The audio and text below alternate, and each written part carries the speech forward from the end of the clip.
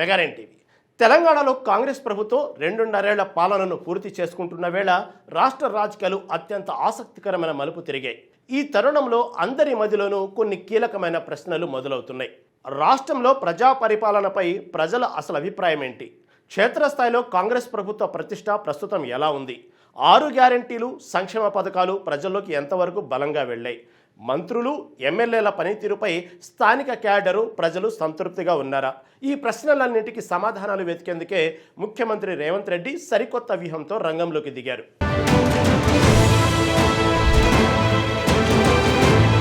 తెలంగాణలో కాంగ్రెస్ ప్రభుత్వం అధికారంలోకి వచ్చి 2.5 ఏళ్లు ముగుస్తున్న నేపథ్యంలో రాష్ట్ర రాజకీయాల్లో సరికొత్త చర్చ నడుస్తుంది. ప్రజా పరిపాలనపై ప్రజల అసలు అభిప్రాయం ఏంటి? క్షేత్రస్థాయిలో ప్రభుత్వ ప్రతిష్ట ఎలా ఉందనే అంశాలపై ముఖ్యమంత్రి రేవంత్ రెడ్డి ప్రత్యేకంగా ఆరా తీస్తున్నారు.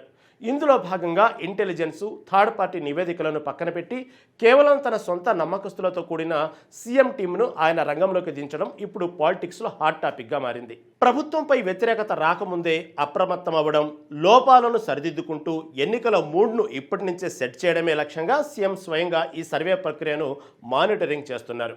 ఈ ప్రత్యేక సర్వేను సీఎం టీం తొలుత మంత్రుల నియోజకవర్గాల్లో ప్రారంభించి ఆ తర్వాతే మిగతా అసెంబ్లీ సెగ్మెంట్లలో ప్రజాభిప్రాయాన్ని సేకరించనుంది. కాంగ్రెస్ సిట్టింగ్ ఎమ్మెల్యేలతో పాటు విపక్షాల చేతిలో ఉన్న నియోజకవర్గాల్లోనూ పర్యటించనున్న ఈ బృందాలు ప్రభుత్వ 6 గ్యారెంటీలు, సంక్షేమ పథకాలు ప్రజల్లోకి ఎంతవరకు వెళ్ళాయి? స్థానిక ప్రజలకు, పార్టీ క్యాడర్కు మంత్రులు, ఎమ్మెల్యేలు ఎంతవరకు అందుబాటులో ఉంటున్నారు? ఎమ్మెల్యేల గ్రాఫ్ ఎలా ఉంది? ఎక్కడెక్కడ అసంతృప్తి వ్యూహాలు నడుస్తున్నాయి? ఏ విషయాలను అత్యంత రహస్యంగా క్రోడీకరిస్తున్నాయి?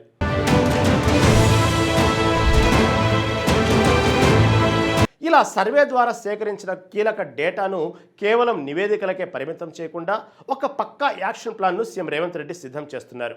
సర్వే విశ్లేషణ ఆధారంగా పార్టీ పరంగా, ప్రభుత్వ అభివృద్ధి పరంగా వెనుకబడిన జిల్లాలను ప్రత్యేకంగా ఫిల్టర్ చేసి ఆయా జిల్లాలకు ప్రత్యేకంగా నిధులు కేటాయించాలని భావిస్తున్నారు. అదే సమయంలో ఇన్ఛార్జి మంత్రులను అలర్ట్ చేసి క్యాడర్లో నూతనోత్తేజం నింపేందుకు కార్యాచరణ రూపొందిస్తూనే ప్రజాక్షేత్రంలో పట్టుకోల్పోతున్న ప్రజాప్రతినిధులకు తమ పనితీరు మార్చుకోవాలని గట్టి హెచ్చరికలు జారీ చేసేందుకు కూడా వెనకాడబోరని గాంధీభవన్ వర్గాలు పేర్కొంటున్నాయి. అయితే ఈ సొంత టీం సర్వే కంటే ముందే ప్రభుత్వ పనితీరు, నెరవేరని హామీలపై సునీల్ కనుగోలు టీం ఉమ్మడి 10 జిల్లాల్లో సర్వే చేసి సీఎంకు ఒక కీలక రిపోర్ట్ ఇచ్చినట్లు తెలుస్తుంది. కొన్ని జిల్లాల్లో బీఆర్ఎస్, మరికొన్ని జిల్లాల్లో బీజేపీలు కాంగ్రెస్కు గట్టి ఫైట్ ఇవ్వనున్నట్లు అంచనా వేసిన ఈ నివేదికలో ముఖ్యంగా హైదరాబాద్, రంగారెడ్డి జిల్లాల్లో కాంగ్రెస్ కంటే విపక్షాలే మెరుగ్గా ఉన్నాయని తేల్చినట్లు సమాచారం. దీంతో అలర్ట్ అయిన ప్రభుత్వ పెద్దలు బీజేపీ ఓటు బ్యాంకు బీఆర్ఎస్కు, బీఆర్ఎస్ ఓటు బ్యాంకు బీజేపీకి షిఫ్ట్ కాకుండా నియంత్రిస్తేనే కాంగ్రెస్కు పూర్తి లాభం జరుగుతుందనే సునీల్ టీం సూచనల మేరకు ఓటు బ్యాంకును తమ వైపు తిప్పుకునే కసరత్తులు ప్రారంభించారు.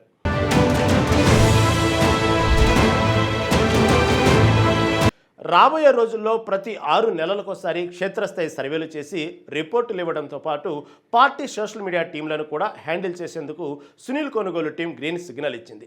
ఈ నేపథ్యంలో మిగతా రాష్ట్రాల్లో అధికార పార్టీలు ఎదుర్కొన్న చేదు అనుభవాలను దృష్టిలో ఉంచుకొని ముఖ్యమంత్రి రేవంత్ రెడ్డి ఇప్పటి నుంచే క్షేత్రస్థాయి వ్యూహాలకు పదును పెడుతున్నారు.